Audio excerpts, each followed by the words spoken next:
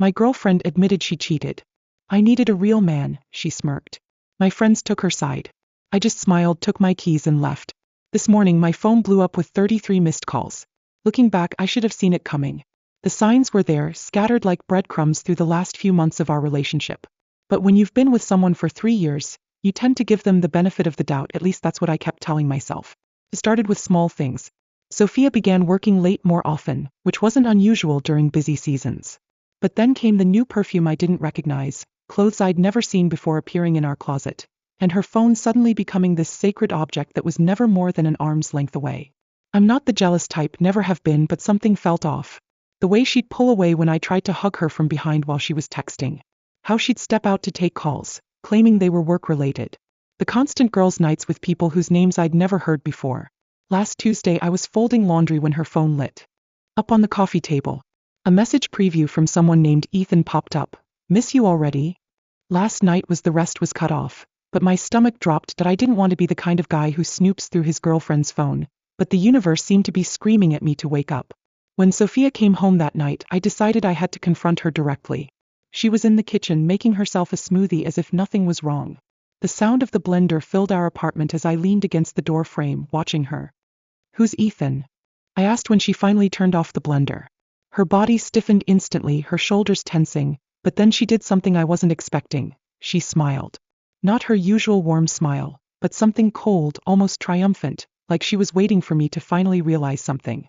Did you ever figure it out, Liam? She said, taking a sip from her glass. Ethan's my boss, and yes, I've been sleeping with him for the past 2 months. The casual way she said it felt like a slap in the face. No guilt, no shame, just pride. I needed a real man, she continued, smirking. Someone who knows what he wants and goes for it. Not someone who spends his weekends playing video games with Ben and watching stupid movies. I stood there, letting her words sink in. 3 years together, and this is how she truly saw me. The shock was still there, but alongside it was something else. Something not anger, but a strange sense of clarity. I felt lighter, almost relieved. In that moment, I realized how much of my life had been spent in a relationship that drained me, held me back. I wasn't angry anymore. I was free. Does Charlotte know? I asked, thinking of the mutual friend who introduced us. Oh, she's known for weeks, Sophia laughed. Most of our friends know. They understand. Ethan can actually provide a future, not just dreams and excuses. That hit harder than the admission of cheating. These people with whom we'd shared birthdays, holidays, and countless dinners. They'd all been watching this happen, probably laughing behind my back. I pulled out my phone and opened the group chat with Tom and Chloe. Is this true? You all knew. Ben's response came quickly. You're a great guy, but Sophia deserves someone more established. Don't take it personally. Chloe chimed in. We didn't want to hurt you, but maybe this is the wake-up call you need. I looked up from my phone to find Sophia still watching me, that same smirk playing on her lips. She was waiting for an explosion, a scene that she could tell everyone about later. Poor immature Liam losing his cool. But instead of reacting like she expected, I smiled. A real, genuine smile that seemed to catch her off guard. Without a word, I quietly walked away, no longer bothered by her or any of it. I knew it was time to step into my own future. I walked into our bedroom, the weight of the moment heavy on my shoulders, and pulled out my go bag. Always packed, like a quiet promise to myself that I might need to escape at any time. My fingers brushed against the cold leather of my laptop and my keys, as if they too understood the necessity of leaving. As I passed through the kitchen again, I could feel Sophia's eyes on me, her smirk wavering for a fraction of a second. A crack in her otherwise impenetrable facade. Where are you going? She demanded, her voice sharp like the edge of a broken glass. Out, I replied, the simplicity of the word making it feel like a door closing on everything I had known. And Sophia, keep the apartment. I'm sure Ethan can help with the rent. I heard her start to speak, her words a flurry of protests, but I didn't stop to listen. I closed the door behind me as if shutting out the final echoes of a chapter one had no intention of rereading. My phone buzzed incessantly, most likely from our so-called friends trying to explain themselves, but I didn't care to hear their justifications. As I drove away, I turned my phone off and, to my surprise, felt a wave of relief wash over me, a calm that felt like standing in the eye of a storm. Sometimes, losing everything shows you exactly what you never had in the first place. I didn't know where I was going, but for the first time in months, the feeling of uncertainty felt like a road opening up in front of me, one that led to the right direction, my direction. Update. Thank you all for the support on my last post. I never expected it to blow up like that. A lot has happened over the past week, and honestly, I'm still processing it all. I've been staying in this small motel on the outskirts of town. Nothing glamorous, but it's clean, and the owner, an older guy named Jack, has been kind enough to knock $20 off the weekly rate after hearing my story. I finally turned my phone back on after 2 days of silence. 33 missed calls, 47 text messages. Most were from Sophia, some from Ben and Chloe, and a few from numbers I didn't recognize. But what really caught my attention was the storm of notifications from social media. Sophia had been busy, really busy. Her Instagram story painted a picture I didn't recognize. Apparently, I was a controlling, jealous boyfriend who monitored her every move, emotionally manipulated her for years, isolated her from friends, and threw violent tantrums when she finally stood up for herself. Each post was flooded with sympathetic comments, even from people I thought were my friends. The crown jewel of her performance: a tearful video where she claimed I had financially abused her by making her split all our bills 50-50, while I hoarded my money. Rich, considering she earned more than me, and insisted on that arrangement herself. After receiving the disturbing text from Mia, I felt a pit in my stomach. It was clear that things were escalating quickly. "Hey, you might want to check your email. Something's going around the office about you." Sure enough, an office-wide email about creating a safe workplace environment arrived, with a thinly veiled reference to recent concerning behaviors from certain employees. No names were mentioned, but the timing couldn't have been more obvious. I should have been furious, ready to defend myself, post my side of the story, but instead, a deep sense of curiosity settled in. How far would Sophia take this? Pretty far, it turns out. The following day, I stopped by our local coffee shop, the one place I thought would be safe since Sophia always hated their coffee. I was wrong. The barista, who had always greeted me with a friendly smile, looked at me with a cold expression, like I was something stuck to the bottom of her shoe. It was then that I discovered Sophia had become a regular at that very coffee shop, sharing her fabricated survival story with anyone who would listen. But that wasn't the worst part. While picking up some clothes from storage, I ran into Charlotte, Sophia's supposed best friend. Her expression was one of fear, and she kept glancing around nervously as though she were being hunted. "You need to be careful," she whispered, barely audible. "Ethan isn't just her boss. His wife, Olivia, is connected. Like really connected. And Sophia has been telling everyone you're unstable, even dangerous." I felt my heart drop. "Why are you telling me this?" I asked, my voice shaking with disbelief. "Because this isn't the first time," Charlotte replied, looking even more paranoid. "Before you, there was another guy. Sophia and Ethan did the same thing to him. He ended up leaving town." That was the moment everything changed. Determined to find out the truth, I spent the night digging, researching legal records, social media profiles, anything I could find. I discovered that the previous guy, Mark, had disappeared entirely from social media around the time Sophia began working at the company. The next morning, I received a call from our landlord. Sophia had tried to remove my name from the lease, claiming I'd abandoned the property. When that didn't work, she told him I had been threatening her. The landlord, concerned, called me to warn me. He revealed that his sister had gone through something similar years ago. But this wasn't the end of it. I knew I had to confront Olivia, Ethan's wife, about everything. She was the one who could force Ethan to face the truth, but would she believe me? When I arrived at Olivia's house, she was in the living room preparing a cup of tea. Upon seeing me at the door, she looked up, surprised yet still composed. "Olivia, I need to talk to you about your husband," I began, my voice tight with emotion. "Your husband is having an affair with Sophia." Olivia looked at me for a long moment before sighing. "I don't believe in rumors like this," she replied, her voice cold but firm.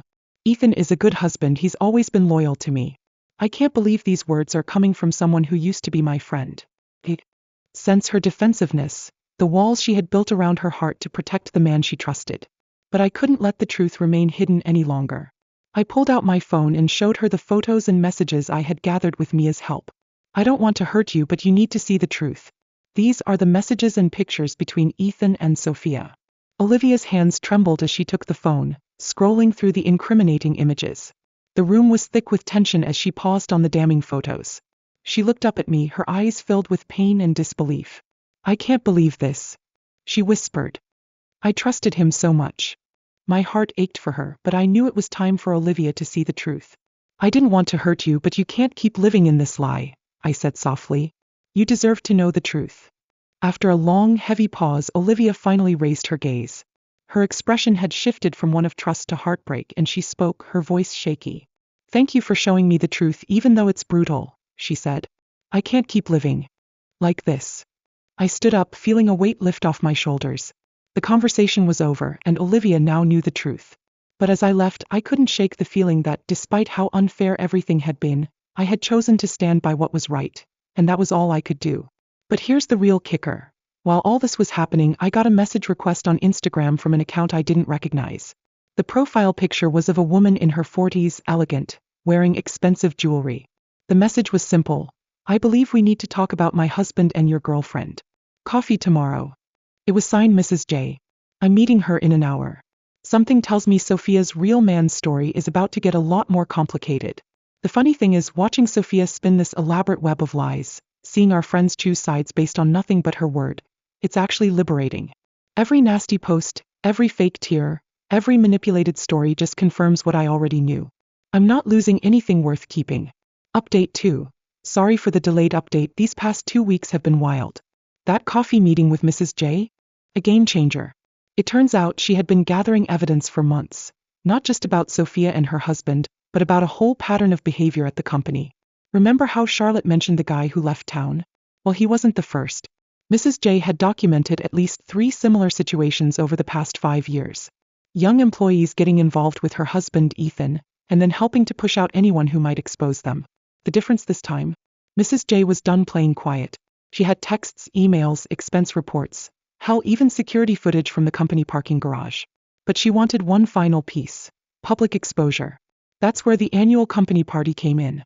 I wasn't planning to attend. Why would I? But Mrs. J had other ideas. Sometimes she told me the best revenge is just letting people show their true colors. The party was at a fancy hotel downtown. I arrived late, dressed better than I ever had for these things. The looks when I walked in? Priceless. Sophia nearly dropped her drink when she saw me. Ethan's face went from red to pale as if he'd just seen a ghost. Ethan's face turned ashen so quickly. I thought he might pass out. But here's the beautiful part. I didn't have to do a thing. Ben approached first, clearly tipsy, and slurred loudly enough for nearby groups to hear. You've got some nerve showing up here after everything you put Sophia through. I smiled. Everything I put her through? That's interesting. Tell me more, I said. That's when Mia stepped in. Remember her? My coworker? Turns out she'd been quietly collecting her own evidence. Screenshots of Sophia bragging about her conquest in company chat groups. Recordings of her planning how to spin the story with Ethan. Actually, Mia announced, I think we'd all like to hear the real story. The next hour was like watching dominoes fall. Mrs. J timed her entrance perfectly. With a tablet in hand, the projector clicked on, accidentally starting a slideshow of incriminating messages and photos. Sophia's increasingly desperate attempts to maintain control of her narrative flickered across the screen. But the real show came from James. Good old brothers before hoes, except when the hoe might advance his career. He'd been filming everything on his phone, planning to show it to Ethan later to prove his loyalty. But instead he managed to capture Sophia's complete meltdown. You think you're so clever? She screamed at me. You and that bitter old woman trying to ruin everything I've built. Ethan loves me. We're going to have a life together. That's when Mrs. J decided to share the cherry on top. Divorce papers already filed. Turns out Ethan had been promising Sophia the same future he'd promised those other employees. The same script, different actress. The best part? Through all of this, I barely said a word. I just watched years of manipulation and lies unravel in real time. Charlotte, who had been quiet all evening, finally spoke up. I helped her, she admitted, addressing the now silent room. I helped her destroy that other guy's reputation. I can't do it again. By midnight, the party was effectively over. Sophia had stormed out, mascara streaking down her face. Ethan was locked in his office with HR, and those so-called friends who had been so quick to believe her stories couldn't look me in the eye as I walked past them. As I was leaving, Mrs. J caught my arm. Thank you, she said, for being the one who didn't run. I drove back to my motel room feeling strangely peaceful. Jack, the motel owner, was still up watching late-night TV in the office. He took one look at my face and grinned. Good night, he said. You could say that. This morning my phone's been blowing up again, but this time the tone was different. Apologies, explanations, people claiming they never really believed Sophia in the first place. Sophia's stories even got a message from Mark, the guy who left town. Apparently he's been following everything through mutual connections. Sometimes karma doesn't need our help. It just needs an audience. Final update. Well, this is it, the final chapter of this saga, and trust me, it's been a hell of a ride. You might want to grab some popcorn for this one. First off, the aftermath of the company party hit harder than anyone expected. Within 48 hours, both Ethan and Sophia were asked to resign. But that was just the beginning. Remember those documents Mrs. J had collected? Turns out there was more. Much more. Every expense report Ethan had falsified to cover his business dinners with Sophia. Every email where they plotted against other employees. Every manipulated performance review she handed to the board of directors. She handed it all to the board. The company's legal team moved fast. Really fast.